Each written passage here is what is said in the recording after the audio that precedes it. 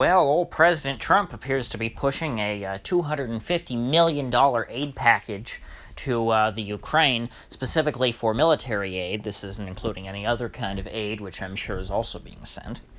Probably is also some money coming from the National Endowment of the Arts going to some starving gender studies department at one of Ukraine's sterling universities, I'm sure.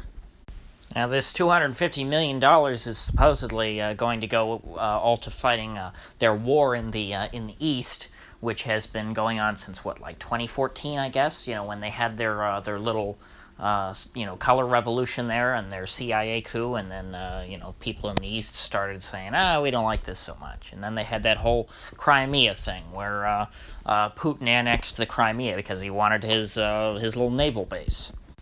And you folks, of course, remember all that. Well, now with this whole Ukrainegate garbage going on, which I try to avoid talking about it, but here it's relevant because now this stupid Ukrainegate thing that the Democrats came up with to replace Russiagate, which it's basically the same thing. They're calling Trump a Putin puppet 2.0, except now they're focusing less on Putin and more on just how Trump is a bad guy, which I guess is more of a winning strategy.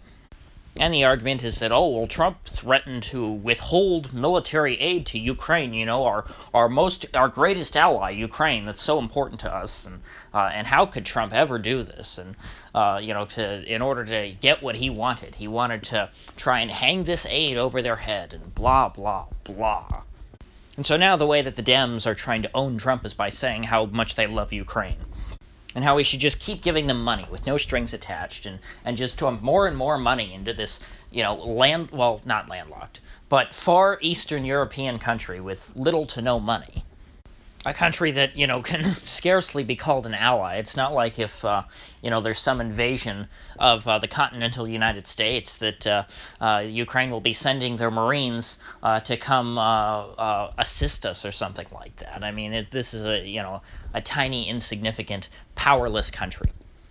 But nonetheless, the Dems have now pushed Trump into trying to beat them in the game of who loves Ukraine the most. So now he wants to push this $250 million in military aid, just as a way of saying, you guys say that I would withhold aid from them. Well, here's more aid than they've ever gotten, and now I'm really going to arm those Ukrainians to smack down those terrible rebels. So yet again, this is a tremendous self-own on the part of the left, if you can even call them that, because I don't see how anyone pushing the Russiagate or Ukrainegate thing could be called a real leftist, because all the effect in both of these cases has not been to impeach Trump.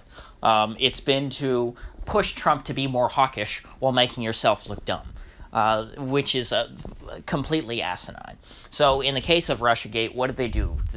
Trump was talking about, hey, maybe before the election, Trump was talking about, hey, you know what? Maybe we shouldn't, be enemies with Russia for no good reason, because really we don't conflict. Russia's not threatening to invade America or anything like that. Russia's not about to send troops into Berlin, which again, even if they did, that'd be Germany's problem if you ask me. So what's the point in being antagonistic towards Putin in Russia? Why don't we just try and, be friendly with them, since, hey, we're the world's two big nuclear powers. We have, between the two countries, we have, 90% of all the nuclear warheads in the world. You'd think that you'd want relations between those two countries to be pretty solid, just as a matter of safety. But, of course, Trump was called a traitor and a Putin puppet for saying such things. So they pushed Trump into becoming someone who's real tough on Putin, tougher than Obama was. And it's not like Obama was a great friend or tried to engage in too much détente with Russia. He did a little bit in his first term. And then, of course, there was that famous hot mic moment where he said, hey, I'll be nicer to you guys during my second term, and that didn't really come around. And so since Trump was elected, he's pretty much been, a standard Republican on the whole Russia stuff, and seems to have, sort of accepted the Mitt Romney quip about how, Russia is a great geopolitical foe. And that's why he decided to start sending, military aid to Ukraine in the first place. That's something that Obama never even did. The thing that the Democrats are now saying that Trump should be impeached for threatening to withhold is something that Obama withheld for 8 years. I seem to remember Obama being a lot hawkish in office than how he ran too. And the left, I thought, was kind of disappointed with that. I thought that they wanted Obama to be more of a dove. Now, another guy comes in who promised to be a dove, just like Obama. And what do they do once he gets into office? They push him to be more hawkish than Obama. This, to me, says a lot more about, the Democratic voter base than it does about Democratic politicians. Politicians of every party, they're going to grab at whatever they can to try and smear their opponents. That's just how the political game works. But, if the Democratic base was principally anti-war, if they really cared about all these conflicts, if they cared about nuclear proliferation and the whole doomsday clock thing and about tensions, back when the Cold War was going on, people were very concerned about having good relations with Russia because of the same reason that I'm concerned about it now, because Russia and the U.S. had 90% or some odd of all the nuclear weapons in the world. But now Democrat voters don't seem to care at all that their party is pushing the Republican president, who Republicans are already supposed to be pretty hawkish, pushing the Republican president to be far more hawkish than he already was. Just to put this $250 million into perspective, however, this is really minuscule in comparison with how much Israel gets, because Israel gets like $3.2 billion a year just in military aid, and I think that's pretty much all the aid they get. So this is really, really big compared to most countries, how much aid Ukraine is getting. But we're not in Israel territory first, so I can't quite call this a Ukraine first position. Trump is still definitely an Israel firster. He's not a Ukraine firster yet. Perhaps some of the Democrats would prefer that he was a Ukraine firster. Maybe if Trump came out and said, "Hey, we'll give Ukraine $4 billion," maybe they'd call off the impeachment thing. That, of course, is a joke and would never happen. Back to this conflict in Ukraine itself that the Democrats are so concerned with supporting, that they are so offended that Trump would threaten not to support. It really is quite strange, again, from a left-wing perspective, that they would be so concerned about this and on the side of the Ukrainian government. Because if the conflict there... Now, the Western media has tried to portray this in a really dishonest way, and every time you hear it talked about on TV, they act like the Russian infantry, crossed the border, and they've got lines set up, and it's like World War I, where they've got, they're down in the trenches, and they're just trying to wait for an opportunity so they can spring out of their trenches and run and overrun Ukraine. And that's what the Russians are doing. And they're in there. They're on Ukrainian soil, and they're dug in. It's just like, France in World War I with the Germans right there in northern France. That, of course, is not the case. The Russian infantry could have very easily overrun Ukraine a long time ago if they wanted to. They could have taken Kiev in a matter of weeks rather than months. And at this point, the war has dragged on for a number of years. That is because Russia really didn't go all in on this. They didn't send much of their own troops. They kind of did what the U.S. did in the early stages of the Vietnam War, and that's send in military advisors. And so there's some Russian special forces guys and stuff like that, and they're clearly trying to give them some support, but they're not fully committed, obviously. These are not Russians on the front line. These are local guys from eastern Ukraine. And, of course, what was the gripe of these people with the Ukrainian government? Well, it's because after the 2014 overthrow of the what was his name? Not Poroshenko, the one before him, Yanukovych. After Yanukovych was overthrown, the new Ukrainian government was decided, hey, we're going to be an ethno-state now. We're going to ban all minority languages. You're going to have to, if you're in public, maybe not if you're in public, but hey, if you're in school, you got to speak Ukrainian. On TV, we're only going to have Ukrainian language shows, and if you don't speak Ukrainian, well, you better learn it and forget your native language. And this enraged, all the minorities in Ukraine, because Ukraine is a multi-ethnic state. It is not an ethno-state as it stands.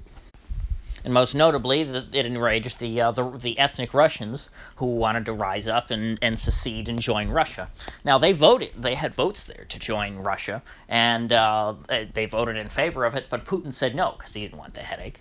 Unlike Crimea, Donetsk and Luhansk are not really strategically important to the Russian Federation, so they're kind of happy to see them cause pain for the Ukrainian state, but they're not really interested in taking on the headache of managing them. In fact, I think if the people of Donetsk and Luhansk all of a sudden just decided to lay down their arms and surrender to Ukraine, that Putin might even be happy about that, since he wouldn't have to deal with sending them aid anymore. But as I said, this is really a conflict over ethnicity and identity. The Ukrainian government, since 2014, has been controlled by identitarians, people who are very concerned with preserving and furthering Ukrainian identity, and to make sure that everyone who lives within Ukraine is fully Ukrainian. This is, of course, not a very left-wing or inclusive idea. It's not pluralistic at all. And in fact, it's something that EU countries and the EU itself has condemned Ukraine for. Of course, Ukraine wants to be a part of the EU because they feel like that'll help insulate them from Russian influence. But they do not want to be left-wing in any way, which makes it kind of difficult to be a part of the EU. The EU is a very left-wing and transnational or post-national institution, you could say. So the other minorities in Ukraine that are being oppressed by the government and are having their languages restricted are, of course, the Hungarians and Romanians, which are peoples who have states within the EU. And that's the reason why the Venice Commission, which is a part of the European Union, has said repeatedly to Ukraine, hey, you have to respect the rights of your minorities, or else, hey, you're not going to be an EU state ever, because you don't abide by our values. If you're not going to let the Hungarians go to Hungarian language schools, or the Romanians go to Romanian language schools, well, then you're trying to erase this culture from your sphere, and we don't like that. So you're going to stay outside of the EU.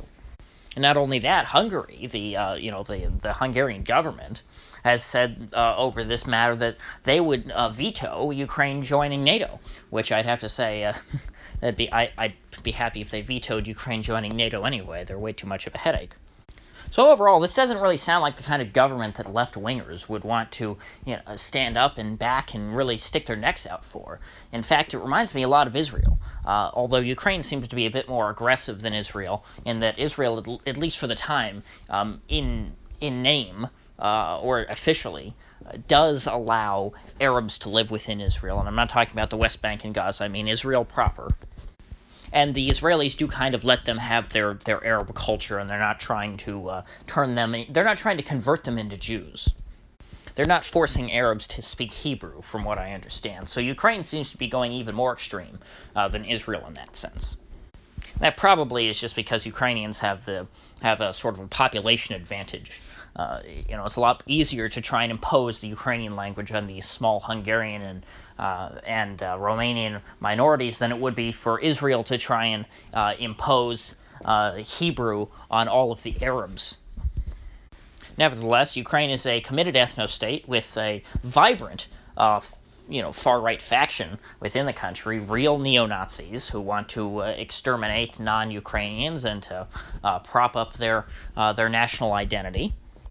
And now the President of the United States, provoked by the supposed left in America, is now going to give that state $250 million in military aid to help them enforce their ethno-state. And the real tragedy here is that the average American, or I should even say maybe 70% of Americans, it's more than just the average, they are too ill-informed to be able to appreciate the irony of this whole situation. The so-called left wing in America is accusing and trying to impeach President Trump, and accuses his supporters of all being Nazis because they don't sufficiently support Nazis in Eastern Europe. It almost makes me want to shout it from the rooftops because this is such an absurd situation. I don't see how anyone can take anyone in Congress seriously with all of this garbage going on. I guess it's just a problem of the average American still being informed or misinformed, rather, by mainstream media. Not everyone gets their media from alternative sources, to sort of check the propaganda of folks like CNN or Fox or the alphabet networks, or the three-letter networks, as they are called. So with that said, if you get anything of value out of this video, I'd appreciate you clicking that like button and sharing this video. And if you haven't already, please do subscribe, because I do upload every day and I'd hate to have you miss one. So I'll see you folks back here tomorrow.